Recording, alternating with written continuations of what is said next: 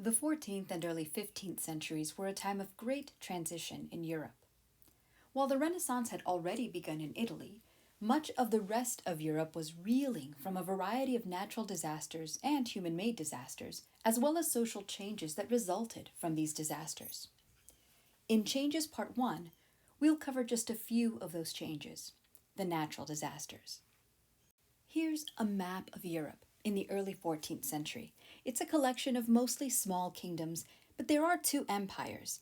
You have the Holy Roman Empire in Central Europe, and you have the now failing Byzantine Empire in Eastern Europe.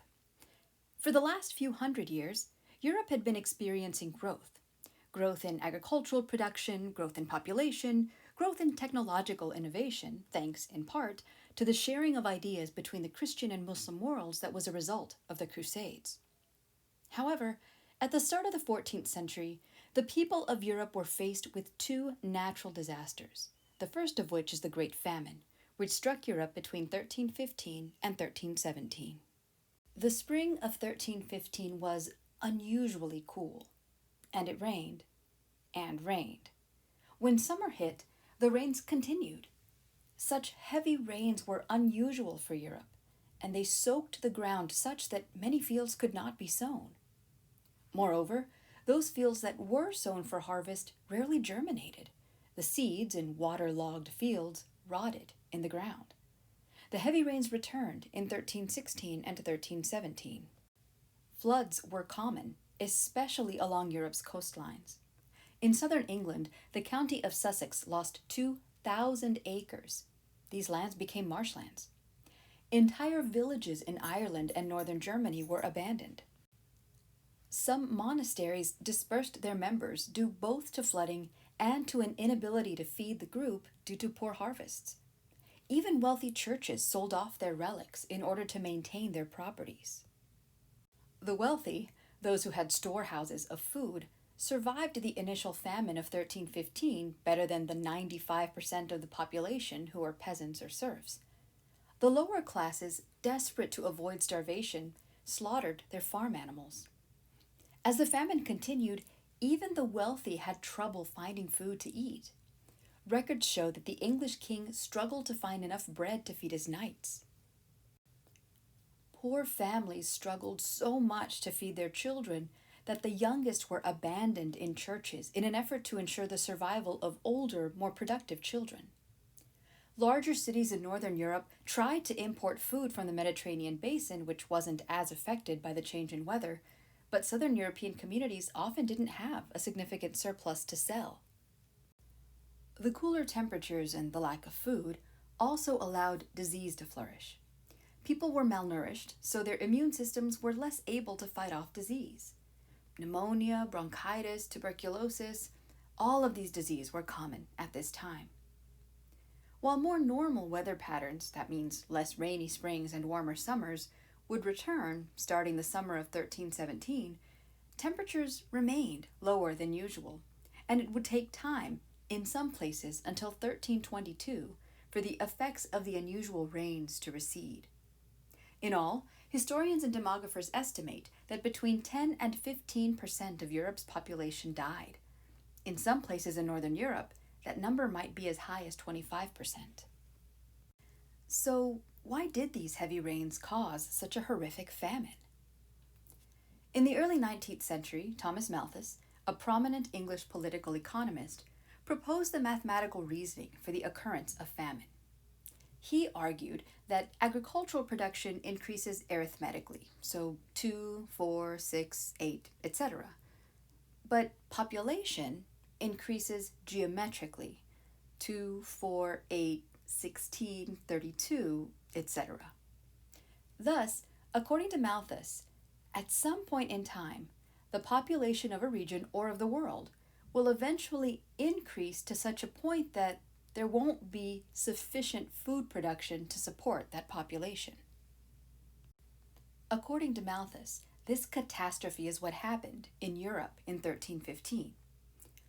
From 800 to 1300 CE, the total agricultural production of Europe had increased thanks to inventions like the iron moldboard plow, which was able to cut through the heavy soils of northern Europe and allowed northern Europeans to bring more land under agricultural production. With this production increase, Europe's population rose as well.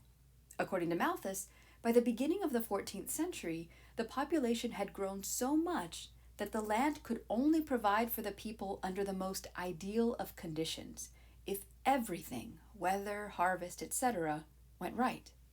And it didn't in 1315. Modern science has added more information to our understanding of the Great Famine, answering the question of why the rains occurred in the first place. At the beginning of the 14th century, Europe's climate was undergoing a shift. Beginning around the 1250s CE, the Atlantic ice pack began to expand, perhaps as a result of a large-scale volcanic eruption in Indonesia. By the early 1300s, the northern hemisphere was experiencing severe winters. Rivers and lakes froze over earlier, snow remained on the ground for weeks longer than usual.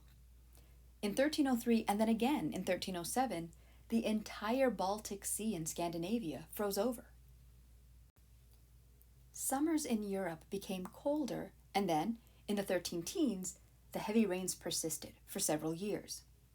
By the 16th century, the persistent colder weather in the northern hemisphere, along with a couple more large volcanic eruptions in the Indian Ocean and in the South Pacific, led to widespread glaciation around the world. In 1939, Dutch-American geologist Francois Mattes coined a new term for this period of colder weather: the Little Ice Age. The legacy of the Great Famine is hard to quantify. Records show that violent crime, rape, and murder spiked during these years, but violent crime rates were already high at this time. The experience did widen the gap between rich and poor, but then again, that gap had already been significant. Certainly, the famine weakened a population such that any new natural disaster, like, say, a plague, would likely hit particularly hard. Perhaps the biggest legacy, though, would be literary. In 1812, when the Brothers Grimm published their collection of fairy tales in Kinder- und Hausmärchen, known to us just as Grimm's fairy tales, they included a version of a medieval story called Hansel and Gretel. In that story, when a famine hits their village, a woodcutter's wife, the children's stepmother, convinces her husband to abandon his children in the forest so that the adults will have enough to eat. The children, who get lost in that forest, eventually come across a house built of sweets and... Actually, I won't spoil it. I'll let you enjoy the story for yourselves. So, unfortunately for Europe, more disasters were on the horizon. Often, students are taught that the Black Death of the late 1340s was a complete surprise to medieval Europe, as if medieval people had no clue that diseases could run so quickly through a population. That's not true. There were outbreaks of communicable diseases throughout the Middle Ages. Medieval people were quite familiar with outbreaks of disease. Those earlier outbreaks, though, were of diseases endemic, that is, native to Europe. That means that those diseases were always present in the region. The Black Death, which swept through Europe in the 14th century, was a pandemic. It was widespread, and it was carried into Europe from other regions. As you can see on this plague zones map, the plague is native to parts of Asia, Africa, and the Americas, but not to Europe. When the plague arrived in Europe, it was called the pestilence and the great mortality. Both names help us understand the level of fear felt by the European population. So why did the plague come to Europe at all? Well, remember, in the 13th and 14th centuries, increased trade meant that there were more people traveling throughout Eurasia via the trade routes like the Silk Road. This growing interconnectedness allowed not only goods and ideas to move around, but also disease to spread more easily across all of Afro-Eurasia. The Black Death arose in Asia, probably in southeastern China, and was brought to Europe by Genoese merchants who'd fled the trading station of Kaffa in the Crimean. The story goes like this.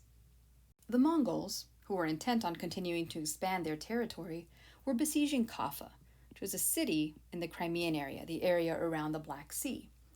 Well, a mysterious sickness broke out amongst their forces. They were forced to abandon the siege, but not before they got really creative and hurled some of their infected corpses over the town walls. Incidentally, this kind of biological warfare, throwing corpses over city walls, wasn't a new idea. The creative part here was that these bodies were obviously infected with a highly contagious disease. When the coast was mostly clear, some of the merchants who'd been caught by the siege decided to leave Kaffa under cover of night. These merchants made it all the way to Constantinople, and on their stopover for supplies, managed to spread the plague there. They then departed for Sicily en route to their home in Genoa, and by the time they landed, most of them on board were sick. They brought the plague to the rest of Europe, and the rest is history. We know now that this disease primarily spreads via fleas. As a flea ingests infected blood, the bacteria which causes the plague, Yersinia pestis, blocks the throat of the infected flea so that no blood can actually reach its stomach. The flea, thinking it's starving to death, which in fact it kind of is, keeps drinking, but the blockage means that it only succeeds in disgorging the infected blood back into its victim's bloodstream. Now, fleas commonly don't live on humans. However, back then, humans lived much closer to animals than we do now, not only close to their livestock, but also close to various rodents like rats. Infected fleas can, of course, jump onto a human temporarily, and so humans were thus infected with the plague.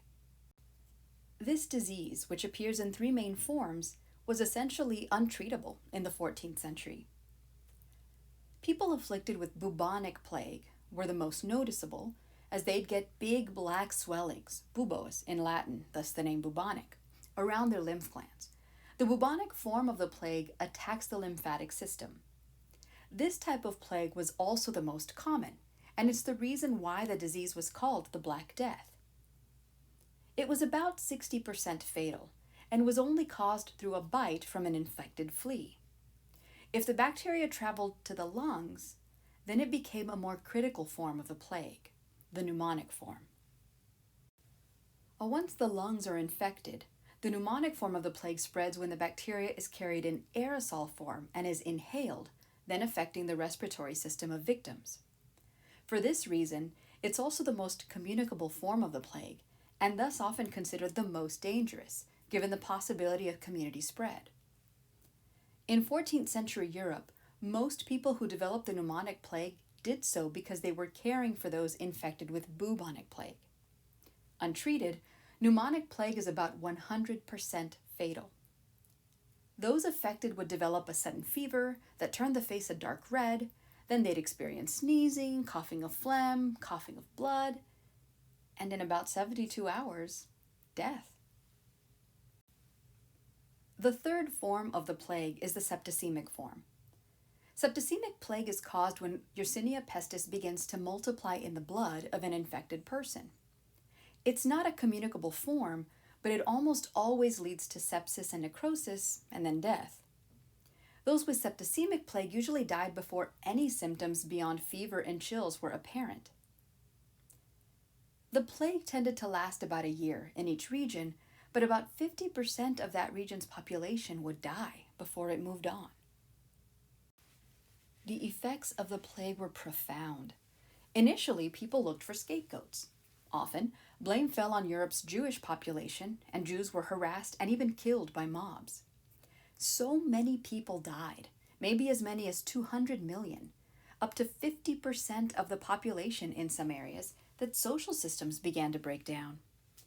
Fewer peasants and serfs, fewer laborers, meant that each individual laborer was suddenly more valuable than they'd been before the plague. In Western Europe, serfs began to successfully challenge their place in society. By the end of the Renaissance, serfdom would essentially disappear in Western Europe. There were also new attitudes toward both life and death, which translated into a sort of fatalism and a willingness to focus on the present because tomorrow wasn't guaranteed. There was a new skepticism toward the hierarchy of the Roman Catholic Church. While parish priests had done their very best to comfort and aid their congregations, people began to see the upper ranks of the hierarchy, the bishops, even the Pope, as somewhat ineffectual. After all, they hadn't been able to prevent or stop the plague regardless of how much prayer they did. The disease finally played itself out in Scandinavia around 1351, but another wave of the plague would hit in 1365 and several other times as well. In the middle of the 18th century, such outbreaks abruptly stopped for some unknown reason, and instead other diseases like typhoid fever, typhus, and cholera would become more common. This lesson has focused on some heavy topics, so here's something to lighten things up. There's a specific tradition in Renaissance theater that, when having watched a drama, heavy, heart-wrenching, emotional, one follows with a short, amusing farce or ballet. The idea was that the audience probably needed to cleanse the palate, to be provided with some fun to counteract the weighty issues they'd seen enacted beforehand. Since I'm not going to dance for you, I will leave you with a bit of a poem, for fun. "A sickly season," the merchant said. "The town I left was filled with dead, and everywhere these queer red flies crawled upon the corpses' eyes, eating them away." "Fair make you sick," the merchant said. "They crawled upon the wine and bread, pale priests with oil and books, bulging eyes and crazy looks, dropping like the flies." "I had to laugh," the merchant said. "The doctors purged and dozed and bled, and proved through solemn disputation the cause lay in some constellation. Then they began to die. First they sneezed," the merchant said, "and then they turned the brightest red, begged for water, then fell back. With bulging eyes and face turned black, they waited for the flies." "I came away," the merchant said. "You can't do business with the dead. So I've come here to ply my trade. You'll find this to be a fine brocade." And then he sneezed.